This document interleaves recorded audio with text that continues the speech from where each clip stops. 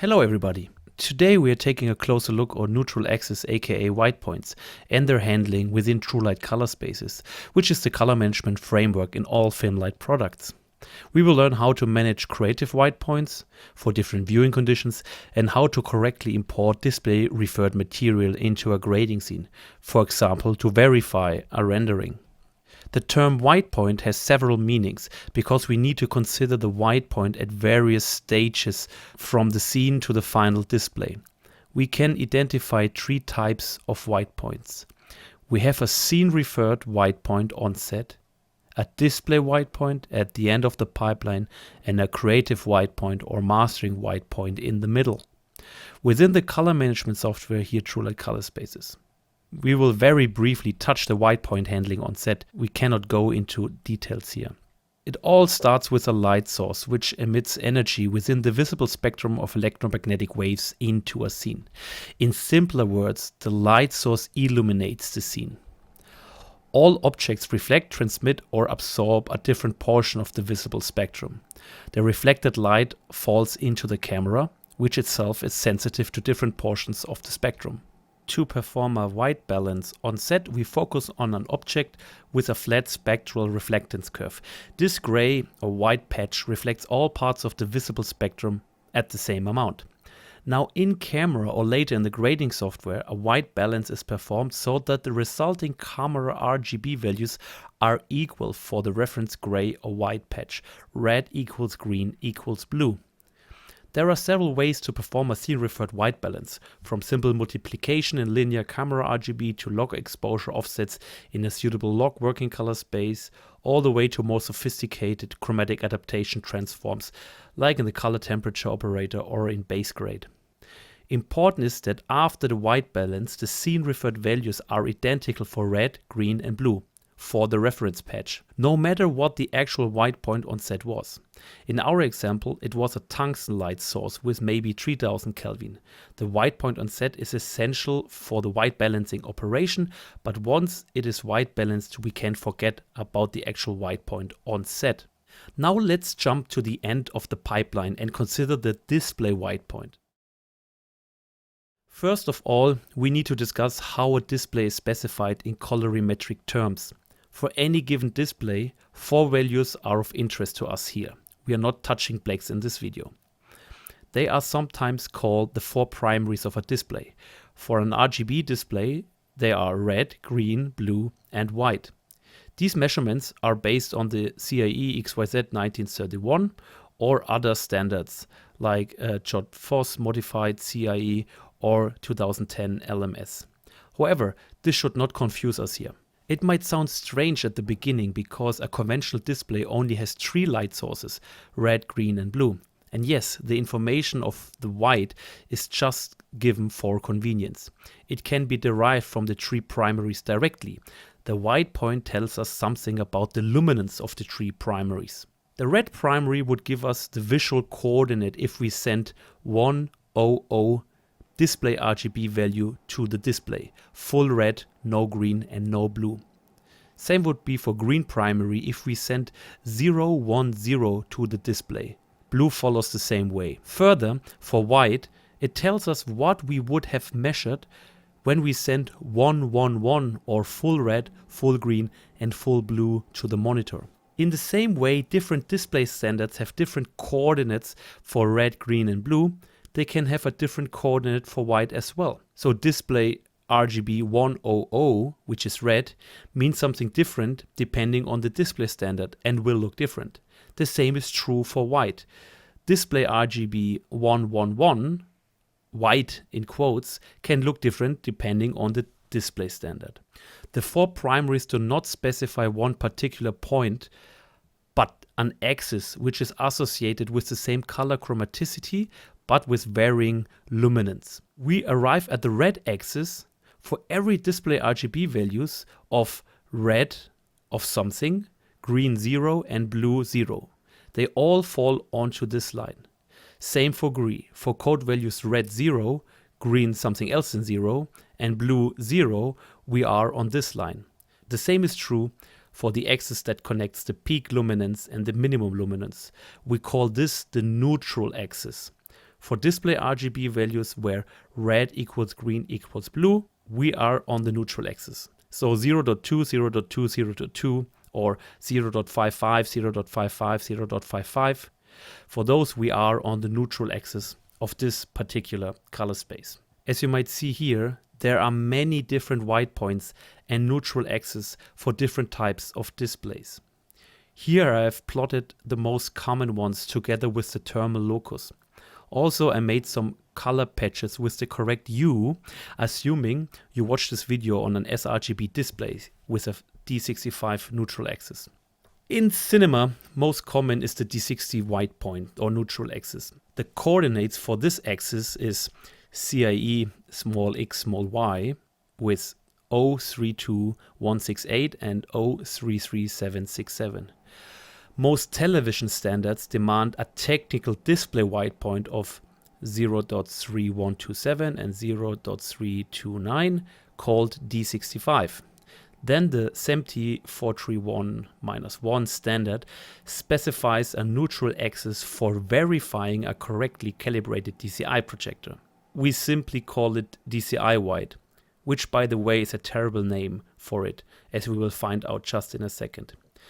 The neutral axis is very green and has the coordinates 0.314, 0.351.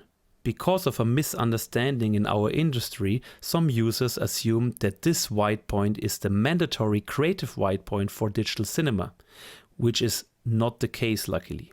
The real DCI encoding neutral axis for digital cinema packages is yet another coordinate called CIEE, E for equal energy, and falls on X0333, Y0333. This white point is just a technical white point for the DCP. This one should be called DCI white, but the industry has moved on to call the greenish white point DCI white. To manage all of those various white points, we need a third white point in our pipeline, which is the mastering white point, or creative white point, or sometimes also called the visual white point. For now on, I call it the mastering white point because this is the term in TrueLight color spaces. The mastering white point connects the scene-referred neutral axis and the display-referred neutral axis. With this setting, we give the scene-referred neutral axis a visual meaning.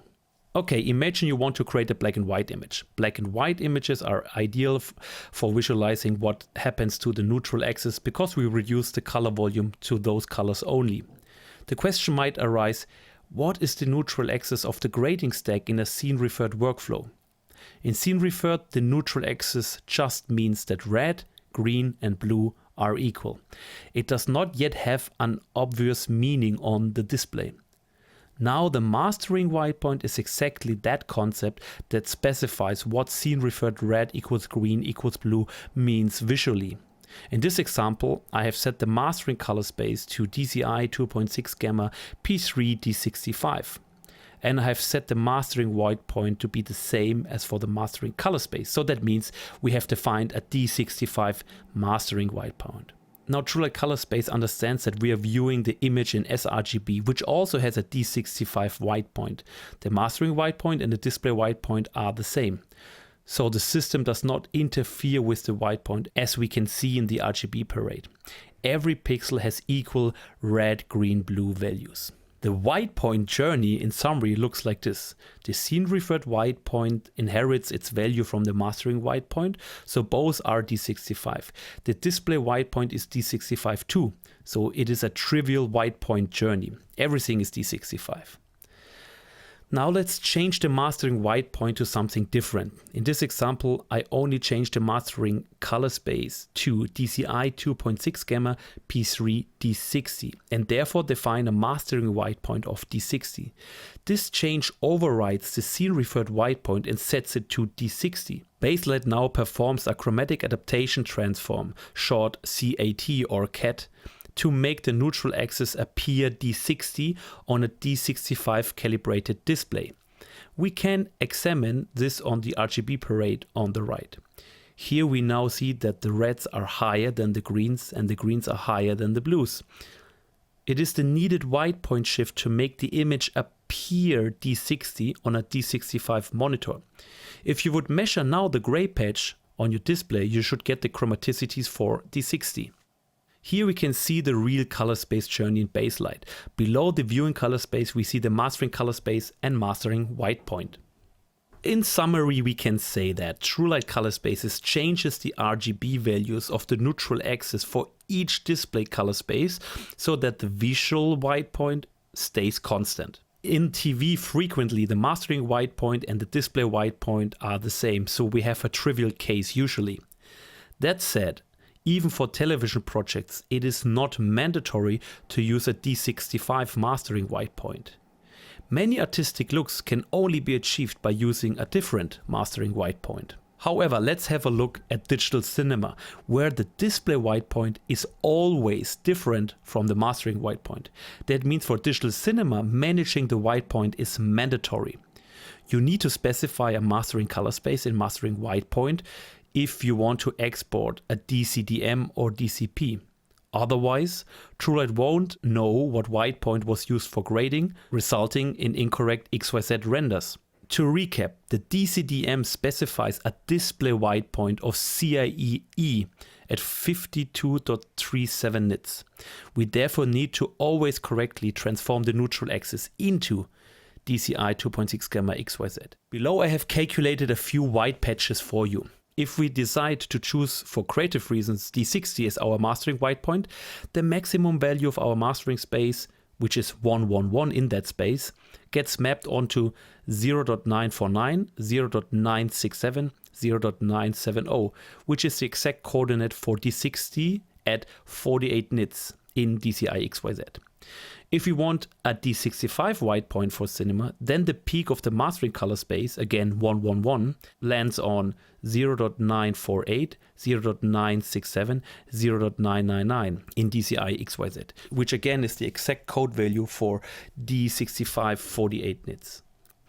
If we choose the greenish white point, it lands on 0.926, 0.967, 0.949, which is again the correct value for this particular white point.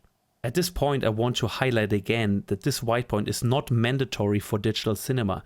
In contrast, if we read the SMPTE 431-1 specification more carefully, there is even an explanation that the DCI XYZ system is designed in a way that supports many mastering white points. Last but not least, if we would choose a CIE E white point, we see that 111 comes out as 0.967, 0.967, 0.967. In this example, all three values stay equal to each other because the mastering white point and the display white point are the same. However, please note that this example is there only for showing the numerical concepts. The CIE E white point is very unsuitable for color grading. We can also see that in all four examples, the second value is 0.967. It is not a surprise because in DCI XYZ, the second value is a gamma encoded luminance and 0.967 is the value for 48 nits. So which white point or neutral axis should you use?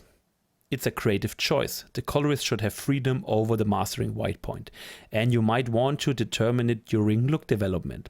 As a starting point, we recommend you to use a D60 for all symmetrical viewing conditions and D65 for all other viewing conditions like dim and bright surrounds. It is also the default choice for the ACES and Filmlight scene template when the mastering color space is set to automatic from DRT. However, other white points are valid too.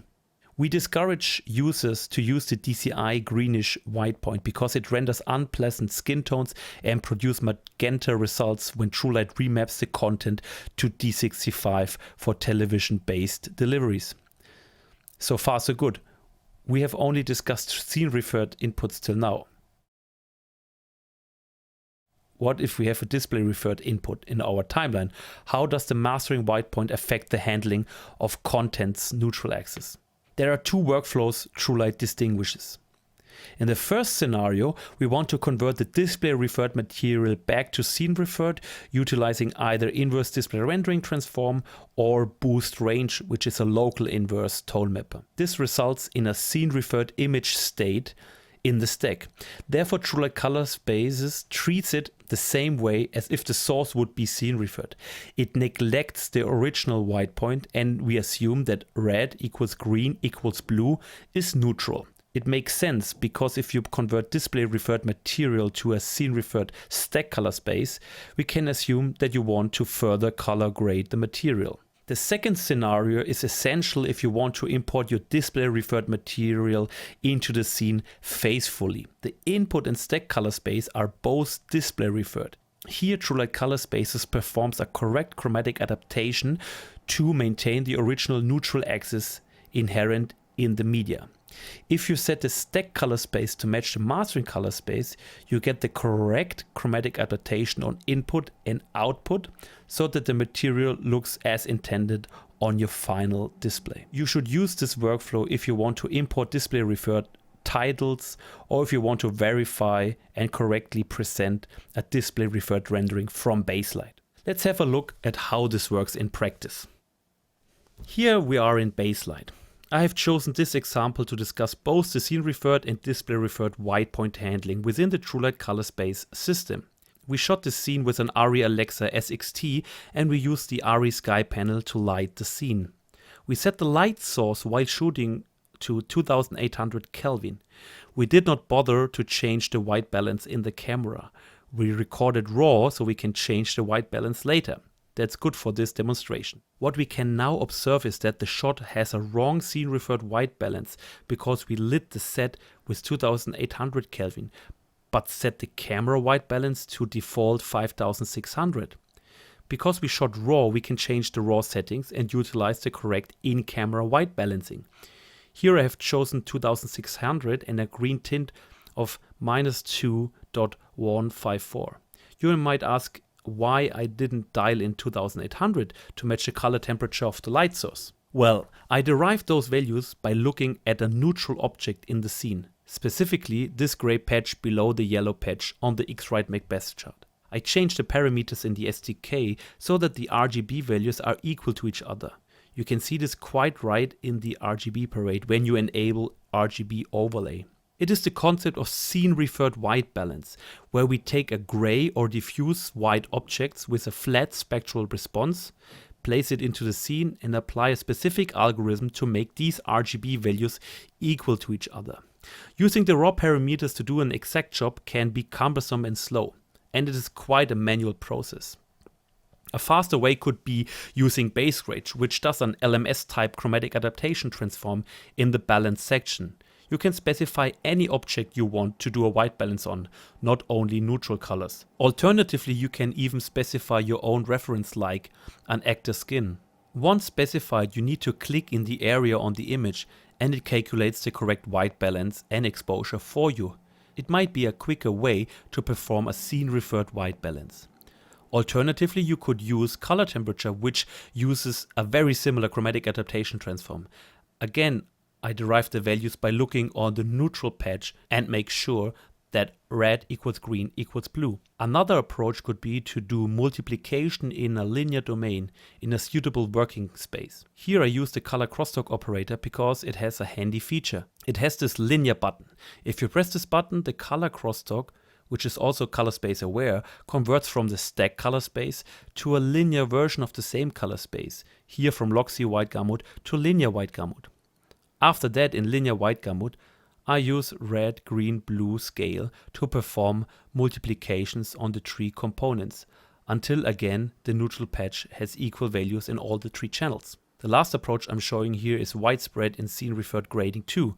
Here I use film grade exposure or CDL grade offsets in a pseudo-logarithmic space.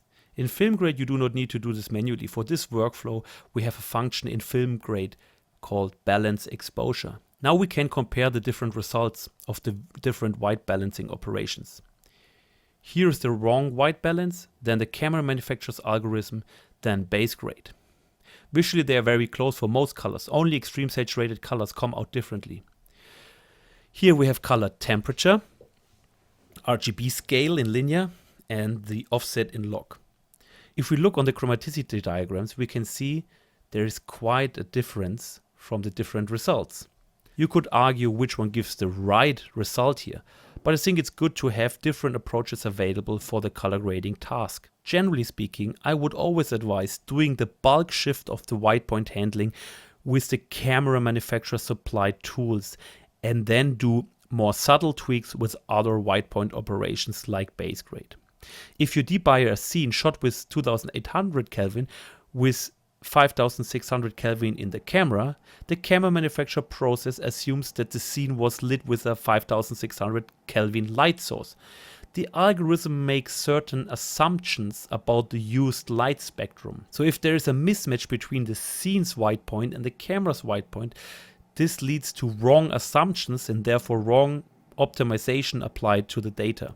All operations downstream cannot necessarily undo those wrong optimizations. Also, the in-camera white balance might affect the demosaicing algorithms on fine details. Let's now look at the output side of the white point handling. Here I have the same shot again and made a second copy of it and reduced the saturation to 0. Baseline reduces the difference between red, green, blue to 0. That means in scene referred state, all the 3 channels have equal code values for each pixel. However, they are only identical in the final image if the mastering white point is equal to the technical white point of the display. In this case I have an sRGB viewing color space because I assume you watch this video on an sRGB monitor. The sRGB standard defines the same 4 primaries red, green, blue and white as Rec 709 and Rec 1886. That means that the 4 primaries of my display are identical to the 4 primaries of my mastering color space. By the way, the gamma setting is not essential because we apply the mastering operations again in the linear domain. Only the description of the primaries, white point and peak luminance count here. You can see there is a match of white points because the RGB parade shows that all channels are identical. However, now if we go to the scene settings, format and color, and open the advanced tab, we can find the settings for mastering color space and mastering white point. Automatic from DRT picks a proper and suitable white point and mastering color space for you based on your viewing color space. It's typically our recommended practice.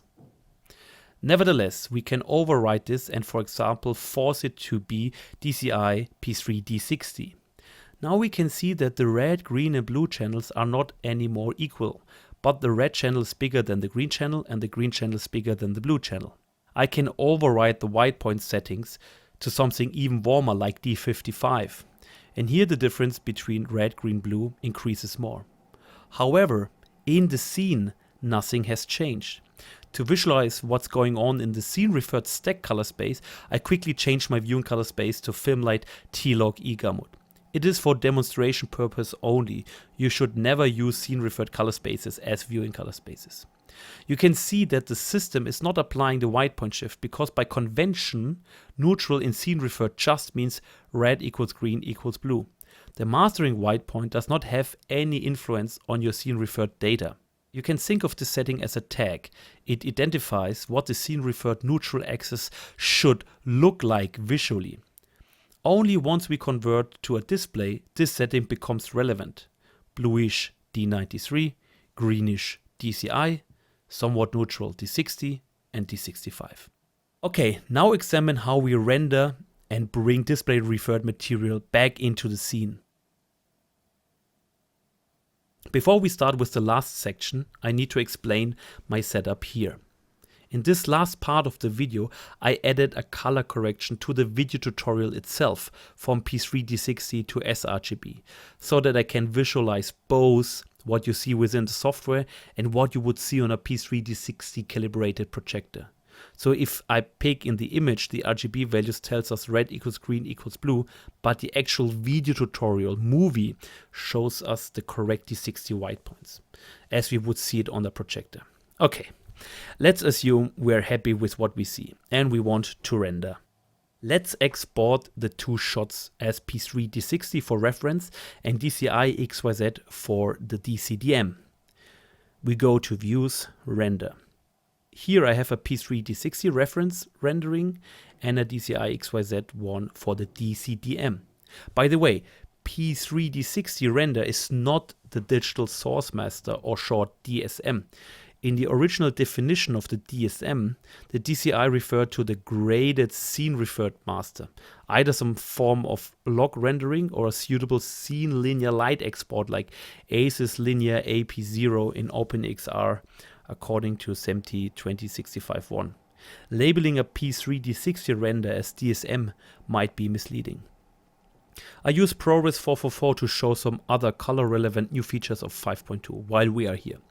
In the color tagging section I choose automatic. This writes the correct metadata into QuickTime files for color spaces that have corresponding QuickTime tags. I also want to take this opportunity to make you aware of another change in Baselight 5.2. For ProRes we have changed the video scaling handling. In 5.1 and before we added an additional full to legal hidden to the user. You would have needed to provide full range data for ProRes encoding in Baselight 5.1, 5.0 and 4.4 M1. To gain more transparency, we have removed the hidden full to legal scale for ProRes to match the visibility on the input side.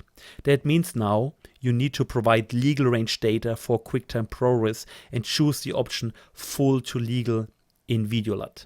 We made sure that all the deliverable sets are intact, but new deliverables need this changed VideoLUT. Additionally, you get a warning if you provide full range data. We have added another little feature to gain transparency and flexibility. The YCBCR matrix used for deliverables which encode YCBCR data. Now you can specify which matrix should be used to generate YCBCR from RGB. The automatic tagging works in most cases. We choose the 709 matrix for all color spaces but the Rec 2020 based ones. It reflects the maybe unideal but yet common industry practice.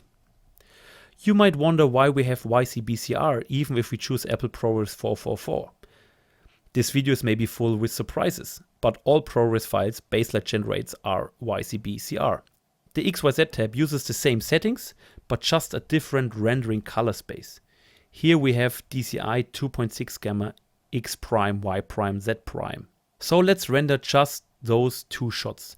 I use the %L wildcard to get the strip name of the layer 0 into my file names. Now let's re-import the shots into the same timeline. Let's start with the P3D60 one. I select them and click the little blue bar to insert my selection into the timeline. What we can see here is that Baselight does recognize the color space from the NCLC tags, which also means that these QuickTimes look correct on any ColorSync managed device. On default, the material is converted back to scene referred utilizing inverse DRTs. This is not what we want in this case, so I set the stack color space for those two shots to P3D62. The working color space for these shots is display referred. It is P3D60 all the way from input to output. As expected, the render matches the timeline for both shots. Now let's repeat this with the XYZ renderings. Unfortunately, QuickTime NCLC tags do not allow to tag DCI XYZ, so we need to do this manually in this case. If I try to repeat the above and set input and stack color space to DCI XYZ, we see that the rendering does not match.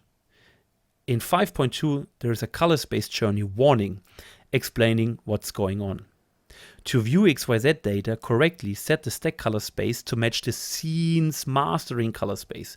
This will trigger the correct white point handling on input. It should remind us to the slide I explained earlier in the video.